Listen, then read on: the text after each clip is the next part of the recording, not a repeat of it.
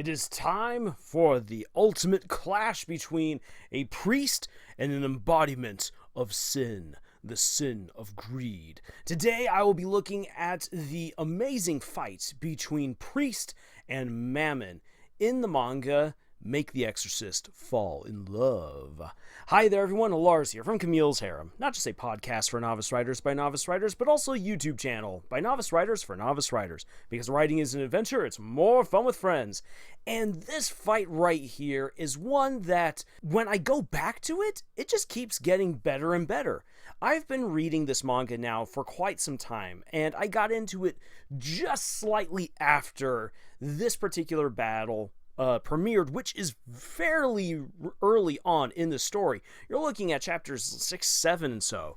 And so, yeah, that's pretty early for a huge battle, and it's one of those fights where when you first start reading it, you're like, you know what, it's there. It's the shonen fluff. It's there to show that the hero has got awesome powers, and that there's big villains, and that there's more to come. Ooh! But this battle's actually doing a whole lot more than just that, and we know that now specifically as we get further along into the story. So I'm going to look at why this fight is so good, and what we as writers can learn from it. Now, when I analyze any sort of fight in a story, sure, I like to go with the blow-by-blow, but you know what? The blow-by-blow for any sort of action sequence is really, I would say, subjective. You can have the most basic of fight scenes and have it still be awesome. You don't need to go over the top. You don't need to be super flashy. And this fight is indeed really flashy, but that's not what makes it so good, because the first time that I read it, I was like, shonen fluff. On to the next part of the story, please. But now that I go back to it, I begin to realize just how much is happening within this fight that actually makes it really good. And that is why it's very important whenever you analyze any sort of battle in fiction, you need to ask yourself, why is this battle happening? And two, what are its consequences? So for a very quick recap, for Make the Exorcist Fall in Love, even though I've already done a couple of videos about this manga, but for those who haven't read it yet, you absolutely should. But to give you a basic premise for it, you have this boy who is discovered by the Catholic Church, and he is discovered to have some monumental power. He is able to convert faith into actual miracles, and he is beloved by the angels. Should he call for them, the angels themselves will come down and perform miracles for him in order to save him. The Catholic Church realizes, holy cow, this kid could be used to fight against evil, and not just the existential idea of evil, but the actual embodiments of evil that are crawling out of hell on a daily basis. If we could use him as the ultimate weapon, we might be able to suppress hell for good and turn the tide against the oncoming apocalypse. The end of days is near. This kid might be the gift that God has given us in order to win. And so the boy is taken into the Catholic Church, but unfortunately the bishop who is appointed to raise him is an absolute monster who doesn't see him as a human because he doesn't act like a human should, even though he looks like a human. And so he treats him instead as a weapon, as this all-powerful sentient weapon, but something that must be molded. Since he realizes that this boy can convert faith into miracles, he decides to turn the boy into a zealot, and not just any kind of zealot, a flagellant zealot. And for a quick little sidebar, for those of you who don't know what flagellance is where you torture yourself, you hurt yourself in order to feel closer to the pains that Christ suffered during his atonement, specifically, as people think, the suffering upon the cross, though we could also fit in there the suffering of the Garden of Gethsemane. In any case, in order to feel closer to Christ, you must hurt and feel like he did. So this boy is tortured in order to transform him into a zealot, and that is what he becomes. Once the bishop is certain that he has transformed the boy into a zealot, he hands him on over to an exorcist of the Catholic Church, a priest named Dante.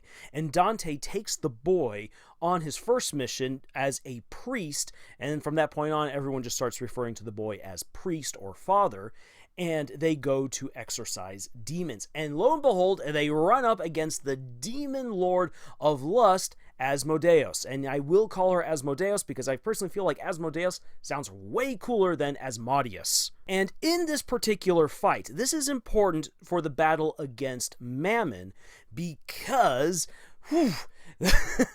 in this particular battle, Asmodeus draws out of this zealot, this boy, draws out of him his sins, and he is forced to confront the fact that he is not a perfect being as this bishop has tortured him to be. He is a fallible individual, and this clashes against everything that he has been taught. But he still manages to beat Asmodeus and banish her back into hell and save everyone in this one town that she has come to take over. Since that time, the church is like, kid, you are amazing. We're going to use you against every single crisis. And since then, he has been used to fight demon after demon after demon. And he has already fought the embodiment of greed in the past, Mammon, and crushed him and thrown him back on into hell. But Mammon has already returned just a few years since then. Now then, since that particular standoff, the priest, the boy, has been charged with protecting a particular girl, one whom Satan himself has his eye on. Imri is going to be judged by the devil himself and will be taken to hell for reasons unknown. The Catholic Church is going to use Imri as a way of luring Satan out so that way they can force the apocalyptic confrontation between this gift from God, the priest, against Satan. But until they're able to reel in Satan, all the other demons of hell basically have free reign to go after the priest and Imri if they so desire. Mammon comes back wanting a rematch, and so he sets things up to force a confrontation with the priest by endangering Imri through a variety of circumstances. And so now the priest has to go and face off against Mammon, the embodiment of greed. And because he cannot risk Imri falling into Satan's hands, he takes her with him, which is going to play into how this fight all goes down. Now then, just before the fight begins, there is some important stuff that needs to be acknowledged right here. Spoiler alert! Imri is there to make the priest go apostate, to turn his back on God by trying to change him through love. The thing is that's going to be really difficult because the boy, back when he fought against Asmodeus and had all of his sins revealed to him by this demon, realized, I am a very lustful person, and if I'm supposed to be the emissary of God and the weapon of God, I cannot break the commandments of thou shalt not commit adultery. And so he is scared of interactions with women. But at the same time, the priest Dante told him, look, kid, if you want to actually serve God, you need to know what it means to love other people.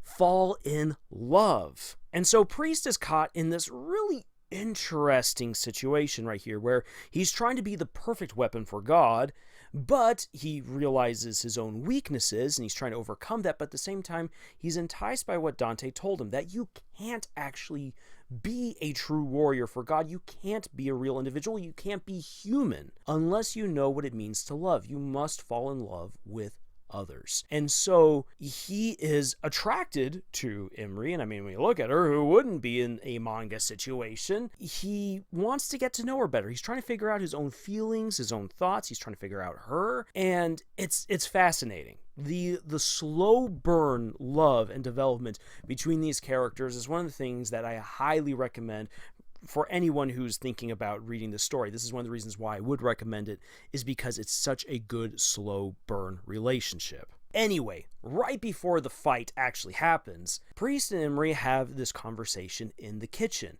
Priest has been cooking all these fantastic meals and dishes and desserts for Imri. She absolutely loves it.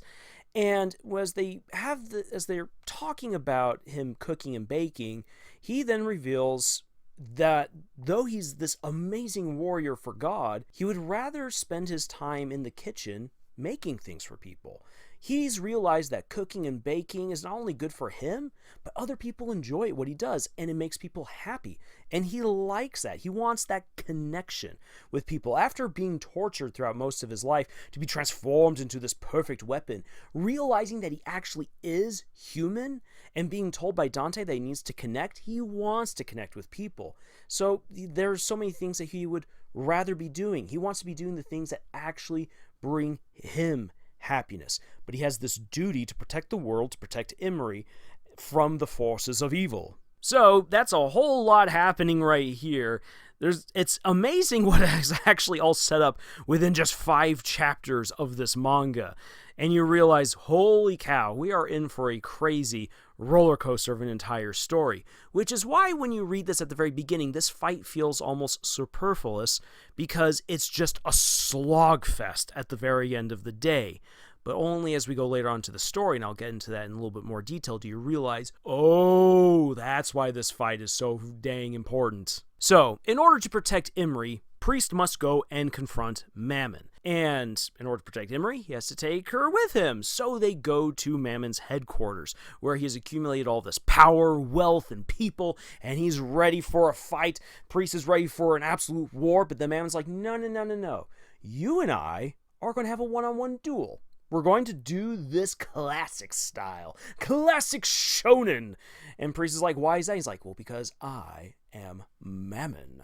As though that's supposed to explain anything. And so Priest is like, okay, I'm going to use a little magic right here to protect you, Emery. And then Mammon as well is like, and I'm going to protect Emery as well. Boom! Now that we're both protecting her, the only way that she can even be free from the protective spell that we put her in is if one of us dies. Therefore, one of us must die. This is going to be a fight to the death. No bars hold, no prisoners taken. Here we go. And Mammon opens up big, and he quickly reveals in classic shonen style, which is really annoying. Again, shonen fluff right here. These are my weapons, these magical rings, the different embodiments of greed, and now I shall use them to destroy you. The desire for technology, the desire for food, the desire for pleasure, the things that people crave. And by using the magic of these rings, he's able to create magical embodiments of various forms of greed, which is actually really cool, because he's able then to actually summon entire military arsenals and just unload them.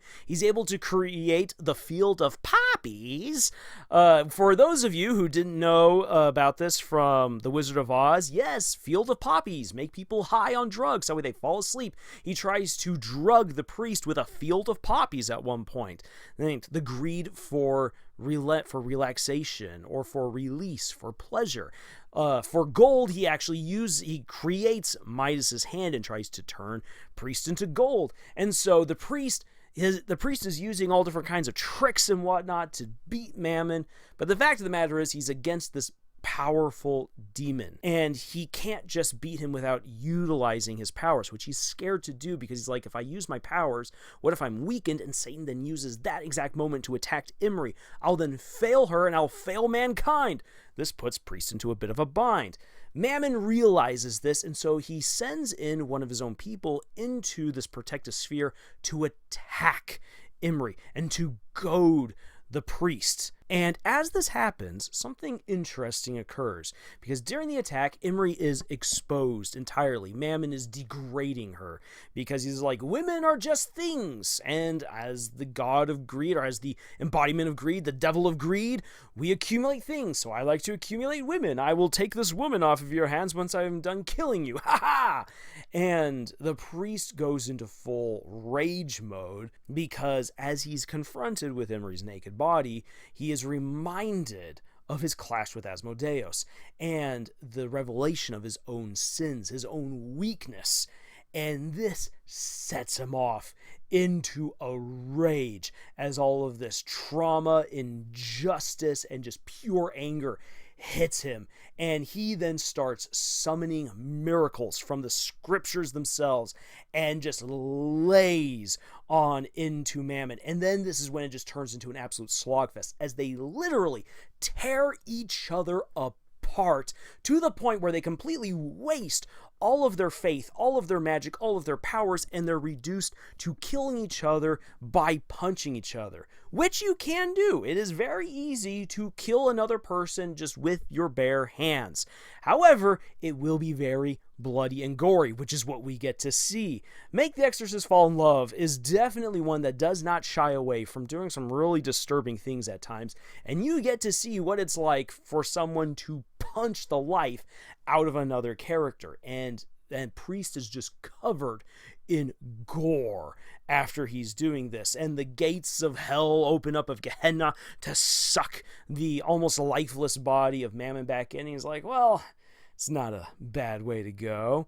But then Imri does something that changes this entire fight. Even though Priest has basically won this battle, he's won this duel, the fact that the gates of hell are opening up to receive the destroyed body of the demon of greed, well, that goes on to show that he's the victor. But Imri, even though she's there to make the priest go apostate, she realizes that he's completely lost himself. He has become, once again, the zealot who is willing to even rip out his own eyeball in order to conjure a miracle. This is insane. This is nuts. And for Imri, weirdly enough, and this is something that is fun to explore about her character later on, even though, again, she's there to destroy the priest ultimately, she finds herself being like, no, this is not okay.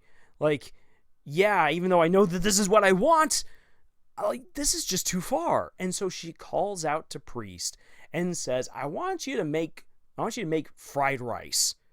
And the priest and the demon are like, what? She's like, yeah, I want you to make fried rice for me tonight. And the priest is like, something like, oh, I'm still needed. I'm needed as a person, not just as a weapon, but as a person. And I've made a connection with someone. And that wakes him up. And he then simply takes Greed and just flings him into hell. And Greed's like, what? What? You're supposed to deliver the finishing blow. We're supposed to have this ultimate fight right here because that is what I want. And then Imri figures it out, that what Greed has wanted, what's been empowering him, is this desire for this rematch, and that if he can have the priest actually kill him, he will have won. And so she goes, and she's the one who slams the gates of hell shut, because as he's dying, the protective spells begin to dissipate, since both he and priest are out of power, and he's on death's door, quite literally, but she denies either of them the killing blow by shutting the gates of hell and thereby saving Priest. Again, at face value, especially when you just start reading this manga, this just seems kind of superfluous. You're like, okay, this was a fun fight. The powers that Mammon used were really cool. I loved how the priest was able to use scriptures and turn them into actual weapons and miracles and spells to fight against Greed. That was cool. But at the same time, this felt really rushed. Why on earth is this here? This battle is really pulling a heavy load to set up all kinds of things that are going to be happening later on down the line. And let's actually start where I ended, with Imri. So Imri is sent to fall in love with the priest, make the priest fall in love with her, so that way she can corrupt him and make him go apostate. Well, when she first meets up with him, she's like, this guy is super powerful, and I'm a demon disguised as a human. He's going to find out, he's going to kill me. There's no way I can actually fall in love with this guy. Satan has given me a task that I cannot perform. The whole trap is worthless. It cannot work. But despite all of those reservations, and despite her role in all of this moment right here where she acts against her own nature to save the priest is a moment that begins waking up something within her. It's like, why did I do this? Why did I go out of my way for this guy? Do I actually like him? And so this actually sends her first off on a journey of introspection of her own feelings, and will lead to her in the next arc actually falling in love with the priest against everything that she's really supposed to do. Yes, she's supposed to fall in love with him and make him fall in love with her in return, but that's all just part of the game. It's all part of the trap. And now she has fallen hook, line, or she will fall hook, line, and sinker into this trap, and it changes everything about what's going to happen in the manga later on. Secondly, as far as the priest goes, whoo boy, not only do we get a very good indicator of one of the biggest hurdles that Priest is going to deal with, namely that he has a problem with being around women, but that in certain traumatic situations, he goes berserk. And it's not just simply like, I am filled with righteous anger, I am now a true zealot, and I will cleanse this temple, but rather, it is that in certain situations regarding women, regarding girls, he will go berserk if he feels that these girls are being taken advantage of, that they are being possessed of sin, or that sin has somehow tarnished their virtue. That makes him angry, combined with his inability to actually have good physical contact with women. This is all bound up with his particular interactions with Asmodeus, the demon of lust, which sets up what's right now happening currently in the manga as of the recording of this video, the standoff between him and Asmodeus, which is just wow, that is quality psychological drama, let me tell you. And you don't really get that without already getting the hints in this particular battle that this guy is dealing with a whole lot. You also begin to realize that it's not just simply like, oh, I'm dealing with trauma and the fact that I hate sin, but the fact that he realizes that he is a human, and as such, he can sin. And he hates that about himself. And furthermore, he hates the fact that he has these desires. He too can be greedy. He too can be lustful. And as you will see in the other fights and in the other arcs of the manga, each demon lord that represents one of the 7 deadly sins reflects a desire deep within him that he is trying to overcome, but doesn't know how because, well, he wasn't taught how to actually deal with these things. He was just taught to be a zealot. In their desire to create the perfect weapon to fight against evil, the church never bothered to actually make him a real saint, someone who can recognize evil and overcomes it not through power, but through goodness. And so because you begin to realize this right here, you realize that there are some major flaws in Priest's character, major flaws that the future demons and future arcs are going to crack open, widen, and plunge their own poisonous daggers into in an attempt to try to destroy this young man. But at the same time, there is hope because this battle shows us that even when he's in a berserker rage and it seems like his soul could be lost, one more punch, and even though he kills greed, greed has won, he will have given into his own sinful desires and he will go apostate. But he can be called back from the brink thanks to the love of other characters, and not just Imri, but other characters will be introduced along the way, showing us that despite the major hurdles that Priest will face down the road, there is hope for him. There is the chance of salvation, which is a big topic for later on in the story. So even though this fight is big and flashy and it has all the regular shonen tropes, this is actually kind of where the story stops being your traditional shonen battle manga. Because at this point, this fight has already communicated, especially in hindsight, so many things about the characters, about the plot, about the themes of the story, that from this point onwards, all of the different battles and arcs and mysteries and adventures are really going to dive more, not so much into the action, but into the character of Priest himself and the things that he and the other characters are really struggling with. From this point on, it ceases to be just this fun action story with a little bit of rom-com stuff happening on the side, but instead it will become a very intense, dark character study that is brightened up thanks to the rom-com elements between Priest and Imri. That means that this chapter right here, this is the transformative moment for the entire manga. And that's why this battle is so good. That's what you want in an epic showdown between characters. So what are quickly some things that we writers can learn from this epic moment, this epic battle within just the first beginning chapters of this manga? Well, some of the things that I will say is this. You definitely need good setup in order to make a battle work. Just simply throwing us into the action without really understanding what's going on, people will get lost and they won't understand the stakes of what's happening. Granted, this manga goes out of its way to show that, yes, indeed, there were stakes and there was setup for this. But like I said, when I first read this, very early on as the manga was being released, this just felt shallow in comparison to everything else. It was fun to read, but I felt it was ultimately forgettable. I didn't go back to it to relish it as opposed to other arcs and other moments within the manga as it's progressed. But going back to it for this little mini-series of looking at some of the big fights between priests and the main villains, I began to realize just how important this was. And I would have realized it sooner had the author gone through the motions to properly set up this fight. If you want a big moment to actually land with your audience, you need to clearly set up the characters, set up the stakes, and set up the stage for this fight to happen. And this is something that I feel like they learned by doing this, because all the other fights from that moment on are all better set up and pre-prepared for you to fully enjoy what is actually happening in them. My second bit of advice would be this.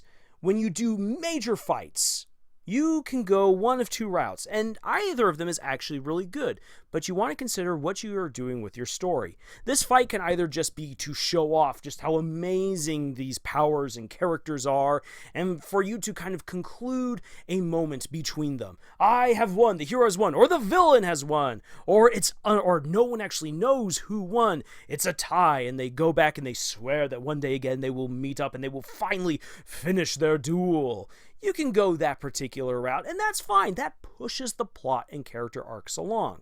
However, really big fights can be made way more enjoyable by diving deeper into the character, where it's not so much about the powers and what the characters are doing, or even necessarily the plot, but rather that the fight reflects what is happening with the character. And when it comes to Make the Exorcist Fall in Love, the mangaka has definitely done a good job of trying to balance both, and you really can. However, there's something you have to know. If you wish to have a fight be an in-depth look into a character, that requires way more time, and it slows the pace of the battle. And what we see right here within this very first fight between Priest and Mammon, the very first major battle of the manga, if you don't include the encounter with Asmodeus in the very first chapter, this goes by really, really fast. And it's only in hindsight that you realize just how much of a reflection of the character Priest this battle actually was. And that's because the mangaka is trying to wow us and pull us in with this incredible battle right off the bat.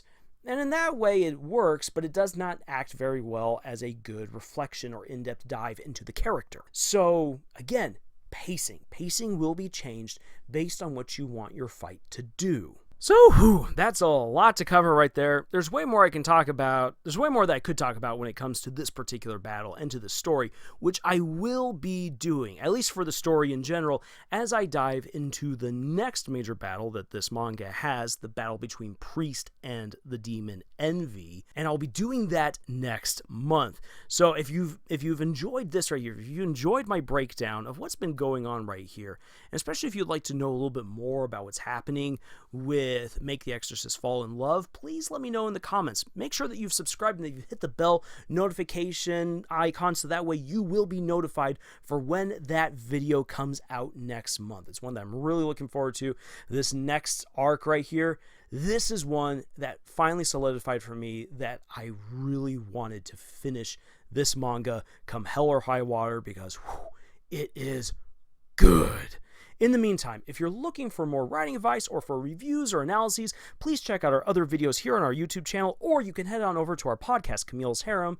And if you'd like to support what we do here, not only is liking, commenting, sharing, and subscribing an excellent way to help us out, but we would love it if you would check out the books that we ourselves have published. Links for them are in the description below.